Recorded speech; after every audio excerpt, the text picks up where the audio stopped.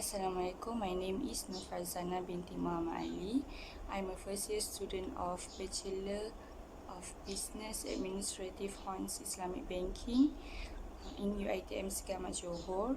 For this subject, Islamic Economic with code ISP 566, we have to give our opinion through the video.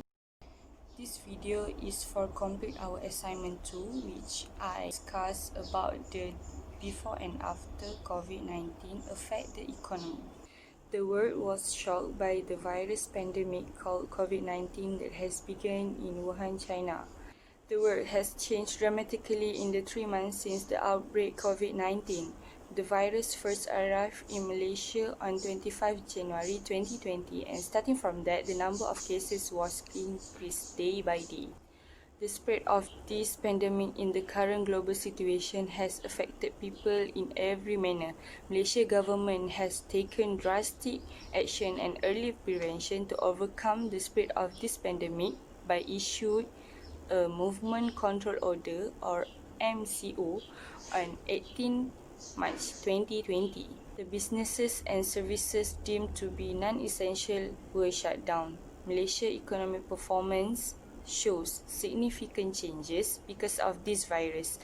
Unlike the global financial crisis in 2008, Malaysia's COVID-19 crisis in 2020 is in contra, which a public health crisis first and an economic crisis second. In 2019, Quarter 2 shows the best GDP among the other quarters, which is 4.9%. Bank Negara Malaysia Governor Datuk Nur Syamsiah Muhammad Yunus said the positive growth was driven by strong private sector expenditure, recovery in commodity output and higher net exports. The services sector continued to expand amid sustained growth in wholesale and retail subsectors. The inflation average is higher due to the Goods and Services Tax (GST) zero recession. In Quarter 4 2019, services sector continued as the main contributor to the economic growth, which is increased by 6.1%. The performance of services sector was supported by wholesale and retail trade, information and communication, and food and beverage and accommodation subsectors. The recovery in the construction sector, which grew marginally 1%, had also supported the growth in the fourth quarter of 2019. The construction sector improved backed by civil engineering 6.8% and residential buildings 3%. The mining and quarrying sector attained a slower negative 2.5% in this quarter. The decline in agriculture sector performance was mainly due to the decrease in oil palm, which is negative 16.9%, and forestry and logging, which is negative 14.1%. Nevertheless, livestock and other agriculture recorded a better growth of 7.6% and 5.2% respectively. All activities were instructed to shut down except essential industries, with international borders closed to foreigners. The MCO was then extended up to third phase before the government announced the Conditional Movement Control Order (MCO), which is expected to end on 9 July 2020. The lockdown has proved to be a major impact on the world economy, and there is extreme uncertainty around the global growth forecast. Global economic growth for 2020 expected to decline 3%, while advanced economy at negative 6.1%. Malaysia economy for the year 2020 is forecasted to decline 1.7%. According to Department of Statistics Malaysia, in Quarter 1 2020, Malaysia's GDP grew marginally at 0.7%, the lowest since Quarter 3 in 2009 because of this virus pandemic.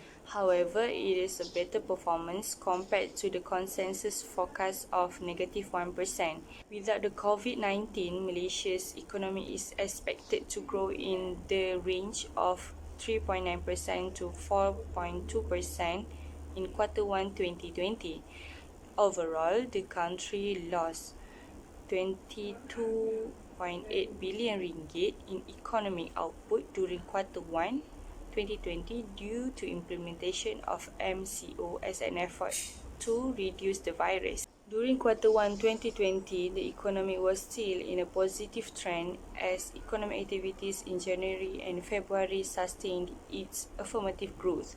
Industrial Production Index (IPI) in Q1 2020 posted a marginal growth at 0.4%. The growth was contributed by the positive performance in manufacturing sector, which is 1.3%, while mining and electricity recorded a decline of -1.8% and -0.4% respectively. The increase in manufacturing was due to the better performance during January and February this year at 2.2% and 6.2% respectively.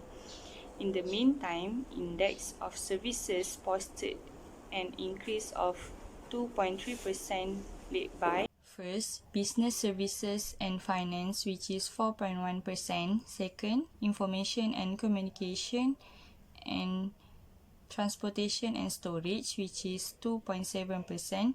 This is due to work from home practiced by the most of economic sectors during the MCO. Plus, the government together with telecommunication companies give a free internet data during the MCO. 3. Wholesale and retail trade, food and beverage, and accommodation, which is 1.5% increase. Moreover, the oil and gas sector, which contributes 20% of government revenue, has faced the difficult time and the oil price are weak. Not only Malaysia, but also the world has facing the same situation. During MCO, the oil price decreased from 1.8 ringgit to 1.44 ringgit per litre.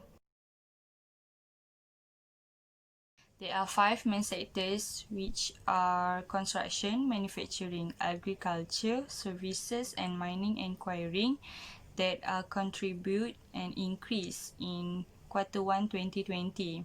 For agriculture and construction, they are decline, which is -8.7% and -7.9% respectively. The decline in agriculture due to the drop in oil palm, forestry and logging, fishing and rubber. Oil palm subsector shrank further to 22% due to the contraction in the production of fresh fruit bunches caused by low fertilizer and dry weather. The construction sector has a lowest growth since Q2 1999, which is -7.9%. The private sector continued to propel the construction activity in this quarter, while mining and quarrying shows an improved negative, which is -2% in Q1 2020.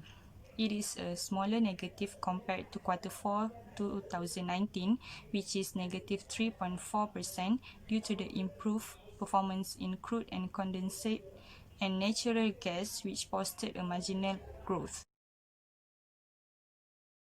The unemployment rate of a country is a very common measure for determining the health of an economy. Malaysia's unemployment rate has been increased to 3.9% in April 2020. However, in June 2020, the rate was increased aggressively to 5% due to the COVID-19 pandemic. This is because the aviation industry cannot operate during the MCO.